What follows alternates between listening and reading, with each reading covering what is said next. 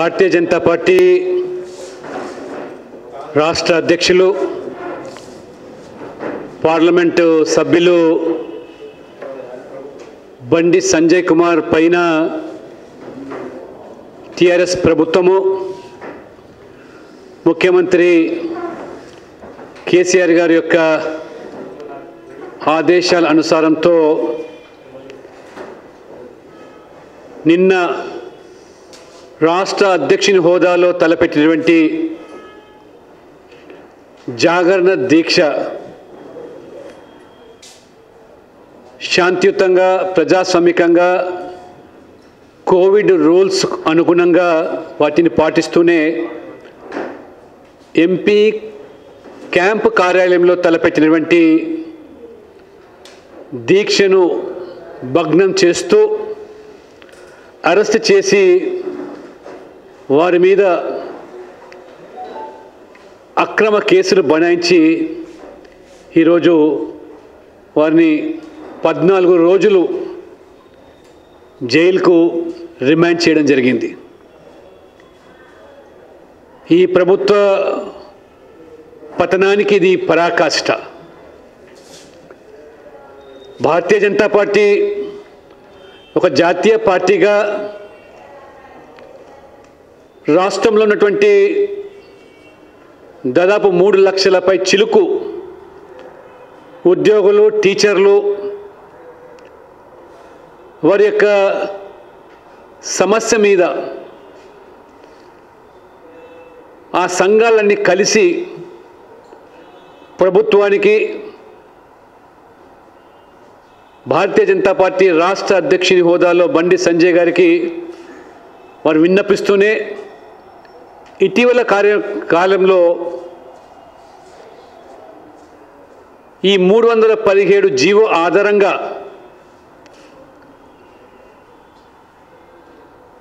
అశాస్త్రీయంగా బదిలీ కార్యక్రమాలు చేపడుతూ ఆ జరుగుతున్నటువంటి అవకతవకలు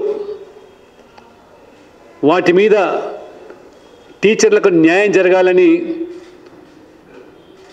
కోరుతున్న సందర్భంలో పార్టీ పరంగా తలపెట్టినటువంటి జాగరణ దీక్ష వాస్తవంగా తెలంగాణ రాష్ట్రం సాధన అనే డిమాండు ప్రధానంగా నిరుద్యోగులకు సంబంధించిన కొలువుల కొట్లాటతో ప్రారంభమై ఉద్యోగులు వారి యొక్క బదిలీ అంశం కానివ్వండి, ప్రమోషన్ కానివ్వండి, సమైక్య రాష్ట్రంలో తీరని అన్యాయానికి గురవుతున్నాం ఈ ప్రాంత వాసులుగా. ఆ రకంగా ఉద్యోగులు నిరుద్యోగుల అంశమే ప్రధాన అంశంగా తెలంగాణ డిమాండ్ తెర మీదకి వస్తే ఆనాడు ఉద్యమానికి ఊపిరి పోసినటువంటి ఉద్యోగులు, టీచర్లు ఒక అపురూపమైనటువంటి సమ్మెకు తెరదీసి ఉద్యోగస్తులు, టీచర్లు తమ కొలువులను సైతం కూడా లెక్క చేయకుండా ప్రభుత్వ ఉద్యోగులు అయినప్పటికీ కూడా తెలంగాణ ప్రజల ఆకాంక్షలు నెరవేర్చడానికి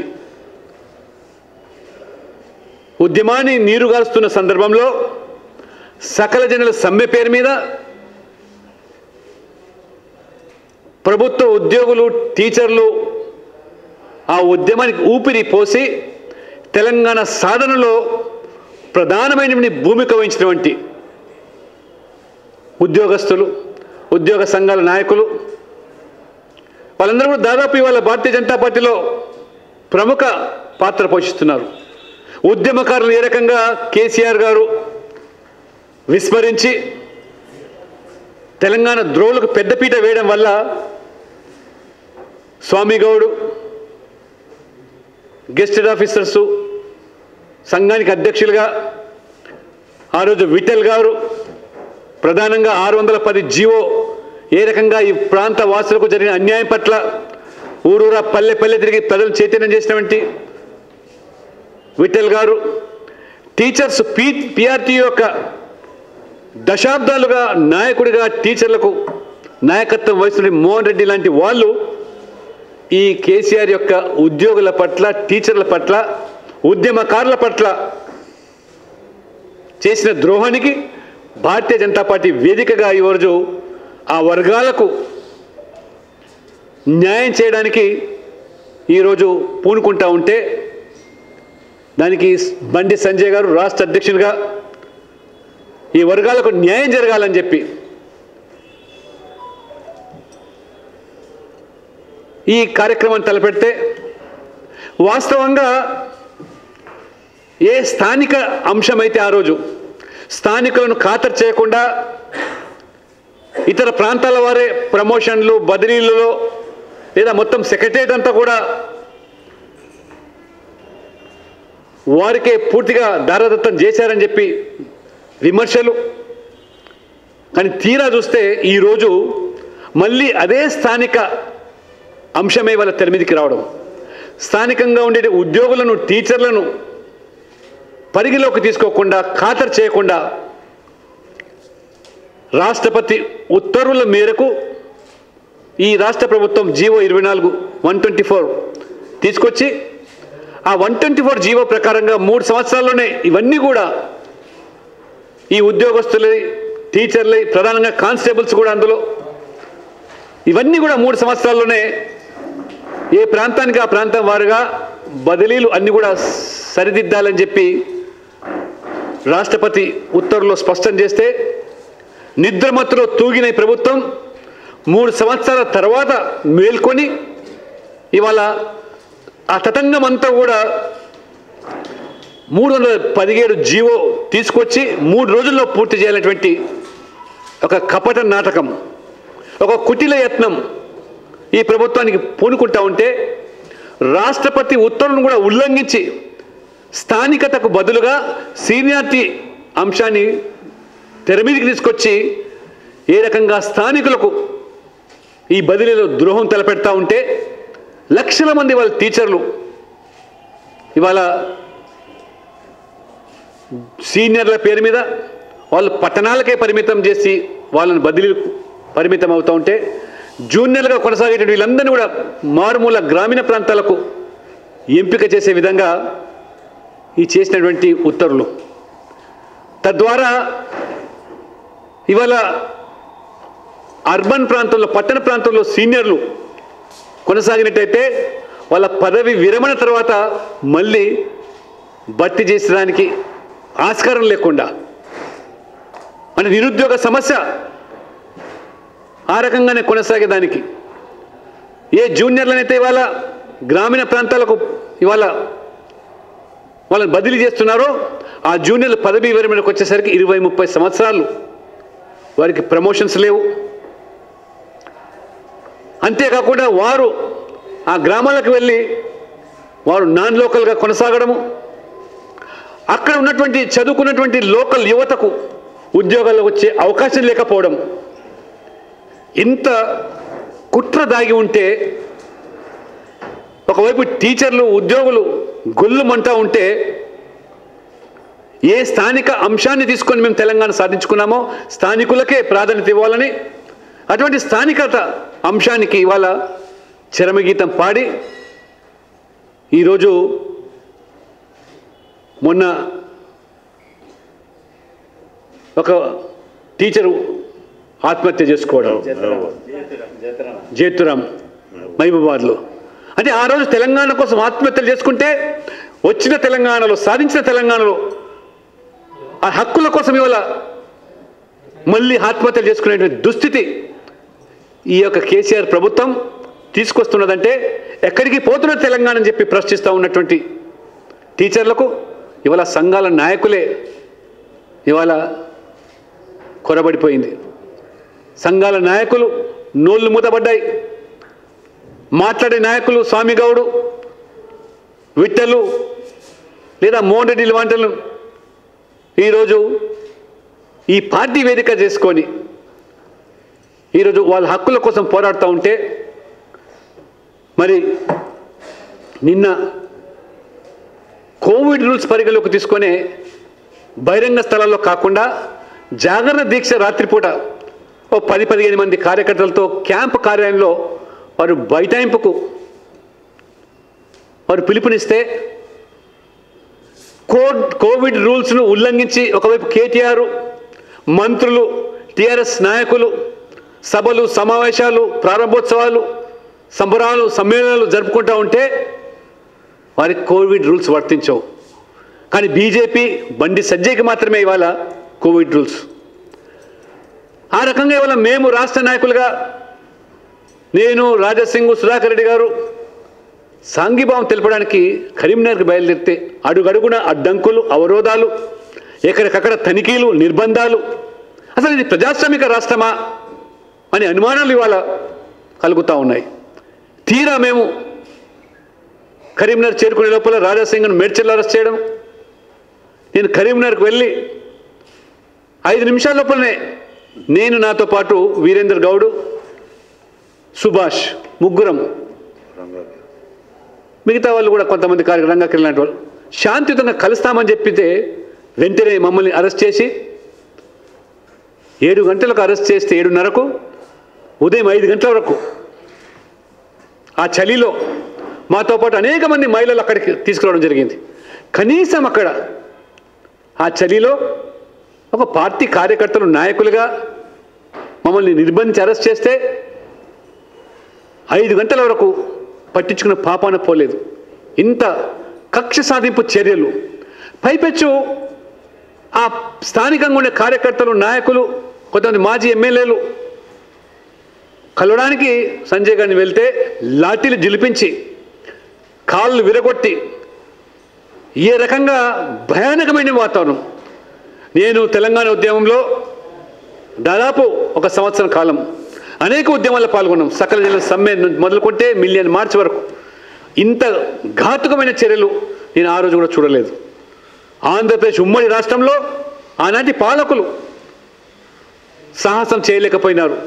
కానీ ఈరోజు కేసీఆర్ ప్రభుత్వం పోలీసుల ద్వారా ఒకవైపు పార్లమెంట్ సభ్యుడు, మరోవైపు రాష్ట్ర స్థాయి నాయకులు బాసటగా సంఘీభావం తెలపడానికి వెళ్తే ఇష్టానుసారంగా చితకబాది కొంతమంది కాళ్ళు ఫ్రాక్చరు, ఒక మహిళా పద్మారెడ్డి కాళ్ళకు ఫ్రాక్చరు, ఇవన్నీ ఉదంతాలు చూస్తూ ఉంటే తాండూరి కిరణ్ రెడ్డి మరి చిటికన వెళ్ళి విరిగిపోయింది, గొంతు నిలివి పట్టుకున్న ఉదంతాలు, మహిళను చూడకుండా ఆమె ఛాతి మీద గుద్దినట్టు ఉదంతం, రాపాక ప్రవీణ్, మానకండూరు వారు కూడా తీవ్ర గాయాలు, గోస్కి మధు కుడి చేతి ఫ్రాక్చర్ అయిపోయింది, ఎడమకాలి గాయం, కుడికాలి మోకాలి గాయము, మరి నూకల పద్మారెడ్డి అంబులెన్స్ తీసుకొని నిజంగా ఆ దెబ్బలు తాకితే మా దగ్గర పోలీస్ స్టేషన్ తీసుకొచ్చారు. ఆసుపత్రి తీసుకెళ్లాల్సింది పోలీస్ స్టేషన్ తీసుకొస్తే అంబులెన్స్లో మేము గొడవ చేస్తే తిరిగి ఆసుపత్రికి వెళ్తే ఇవాళ ఫ్రాక్చరు, ఇవాళ వారికి cement plaster. Edla Prasanna Yuva Morcha Karimnagar, M Kiran OBC Morcha Karimnagar నాయకులు కంటికి గాయమైపోయింది. బండారి నవీన్ కాలుకు చితకబాదారు హైదరాబాదు. డాక్టర్ వెంకట్ జగిత్యాల మోకాలుకు ఫ్రాక్చర్. ఒక్కసారి చూడండి. త్రివేణి ఆమె కూడా కాలు ఫ్రాక్చరు. ఇది పద్మారెడ్డి, కిరణ్కు కంటికి గాయం, ఎడ్ల ప్రసన్నకు ఏదైనా ఛాతి మీద, ఏదో త్రివేణి కాలుకు ప్లాస్టర్, జే వెంకటు మోకాలు చిప్పనే ఇరిగిపోయింది, రాపాక ప్రవీణ్ రిస్ట్ ఫ్రాక్చర్. ఇది కేసీఆర్ ప్రభుత్వం యొక్క నిర్వాకం. అసలు ఇది ప్రజాస్వామ్యమా, అరాచకమా? ఉద్యోగుల కోసం, ఉపాధ్యాయుల కోసం శాంతియుతంగా ప్రజాస్వామికంగా దీక్ష చేపడితే ఎందుకు ఇంత కక్ష సాధింపు? ఒకవైపు బీజేపీ తెలంగాణలో రోజుకు రోజుకు ఆదరణ పెరుగుతూ ఉన్నది, దీటైన ప్రత్యామ్నాయంగా టీఆర్ఎస్కు ఇవాళ మారుతూ ఉన్నది. కాబట్టి ఈ పోలీసుల యొక్క దౌర్జన్యంతో ఆగడాలతో బీజేపీ నాయకుల కార్యకర్తల గొంతు నులుముతామంటే అది జరిగే పని కాదు.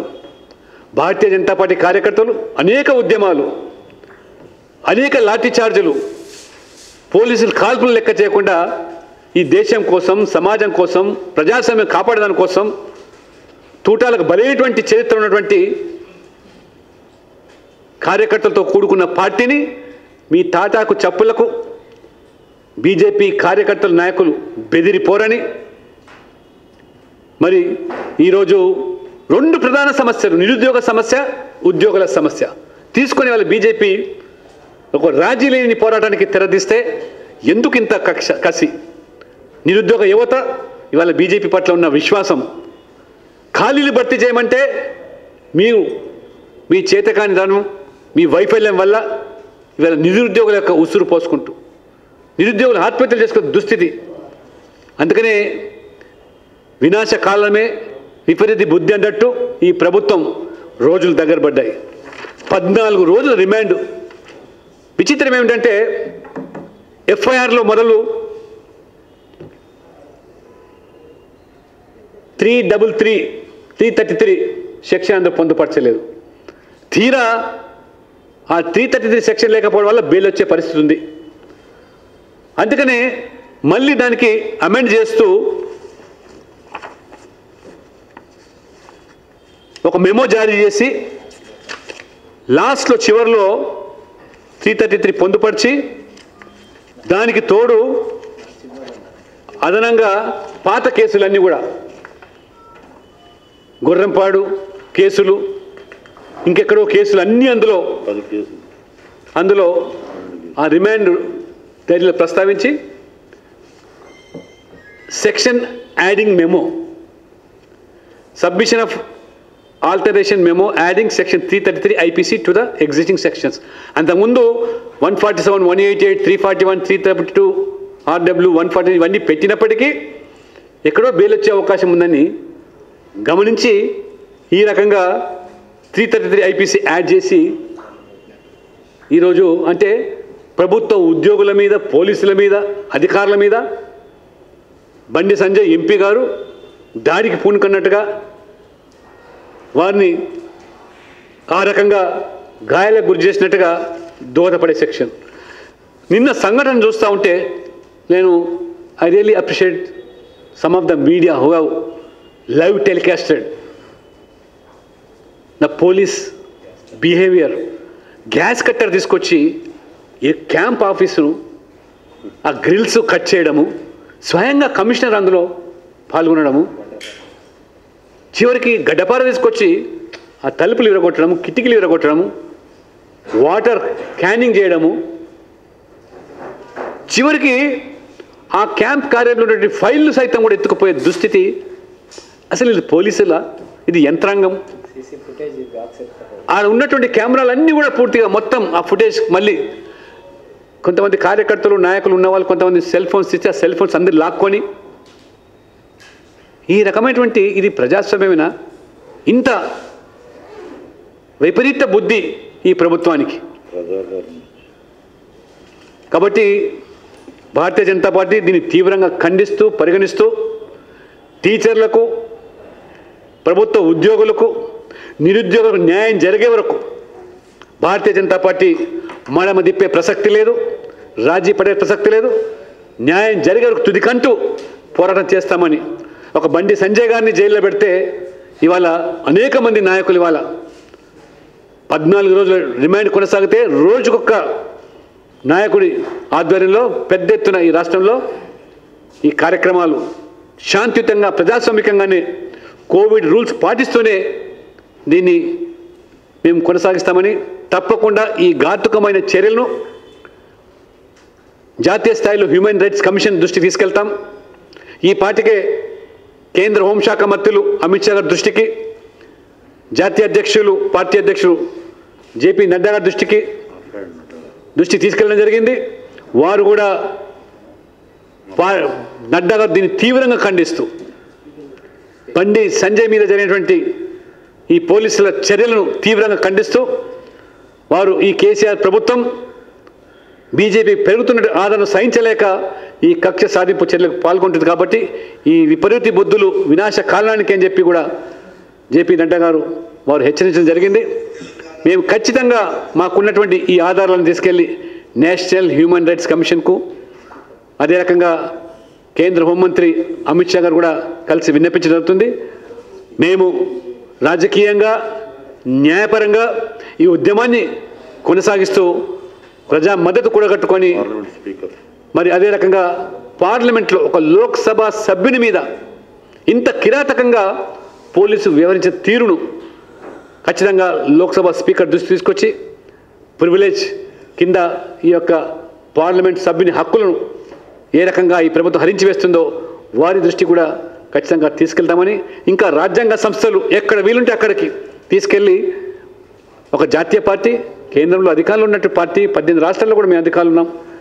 ఈ రకంగా అనేకమైనటువంటి ఉద్యమాలు దేశవ్యాప్తంగా రాష్ట్రవ్యాప్తంగా సంభవిస్తే ఏ రకంగా మరి ప్రభుత్వాలు ఈరోజు వ్యవహరిస్తున్నాయో దానికి భిన్నంగా ఇవాళ తెలంగాణ రాష్ట్రంలో ఇవాళ బెంగాల్ను లేదా కేరళను తలపించేటువంటి హింసాత్మకమైనటువంటి చర్యలకు ప్రభుత్వ యంత్రాంగం పూనుకుంటే మరి తెలంగాణ ఎటువైపు వెళ్తుందో ఒకసారి సమాజం అంతా కూడా ప్రజాస్వామ్యవాదులు ఆలోచన చేయాలని కోరుతూ భారతీయ జనతా పార్టీ చేపట్టేటువంటి ఈ ఉద్యమం నిరుద్యోగులకు, ఉద్యోగులకు, టీచర్లకు పూర్తి భరోసా కల్పిస్తూ అండగా ఉంటామని చెప్పి కూడా నేను ఈ సందర్భంగా తెలియజేస్తా ఉన్నాను. Hello everybody, this is Lipsika. Please subscribe to Kakatiya TV. Please subscribe to Kakatiya TV. Please subscribe. Push subscribe. Please subscribe. Hi, nenu RJ Kajal. Subscribe to Kakatiya TV. Chala interesting updates and interesting content untundi Kakatiya TV lo. So definitely ga subscribe cheskondi and kinda kanipustunna bell icon ni kuda meeru nokkite meeku instant ga upload chesina ventane notification kuda vastundi kabatti do subscribe.